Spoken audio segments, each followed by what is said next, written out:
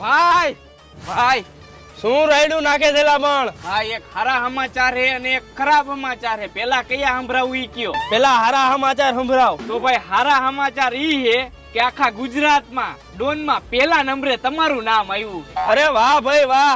આજુબાજુના 12 ગામમાં જમણવારનો પ્રોગ્રામ ગોઠવો અને નાચવા વાળીઓને બોલાવો અને તું દેશી દારૂ વાળાને તું ઇંગ્લિશ દારૂ વાળાને કહી દે અને 12 ગામમાં મારું નામ ગુંજી ઉઠવું જોઈએ. જાઓ જલ્દી હાલો.